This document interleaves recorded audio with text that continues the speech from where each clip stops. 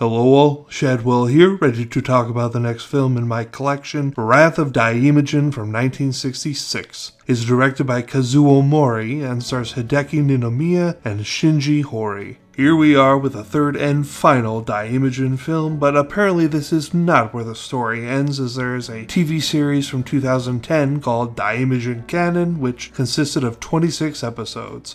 No clue what it was about, but it existed, and that much I can report. I think of the three Daimajin films, this one is probably my favorite, and the thing that sets it apart is the plot stands out from the pack of the three films. Whereas the first two films are very similar in plot, the third film feels quite different. As the film starts out with the village's men being abducted by a neighboring village and forced to work for them on a secret project, the best way to get to the men and hopefully save them is to cross over the Majin Mountain, but it is cursed, much like the Majin Mountain in the first film. However, four young sons of the abducted men resolve that they are going to go over the Majin Mountain and save their fathers and brothers.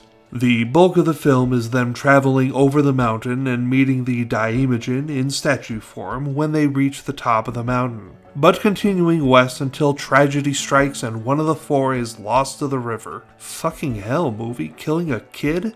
Why you gotta go so hard? Then tragedy strikes again as the three remaining kids lie dying after a heavy snow. Luckily, due to the bad guys shooting a large bird cosmically tied to the Daimajin, and one of the kids praying to the Daimajin springs into action, saves the kids, including bringing back to life the one that died earlier, and smites the bad guys in gleefully violent ways hereto unforeseen in the Daimajin trilogy, like stabbing a guy with a large sword and crushing a guy beneath their feet. This film is also the most Daimajin bang we get for our buck. You might remember I said the Daimajin only was in the very end of the first film. Well, it was about 15 minutes of screen time. In the sequel, Return of Daimajin, we get a little bit more of Daimajin, as in we get 18 minutes of hot Daimajin action. But in Wrath of Daimajin, we get the most, as there's a brief 3 minutes at the beginning of the movie, and then also the last 20-ish minutes of the film. And more Daimajin is certainly preferable when Daimajin is the whole reason you see the movie. The films are named after the large creature after all. I'm going to give Wrath of Daimajin a B, and tomorrow we watch my favorite Lars von Trier film, Dancer in the Dark. See y'all then.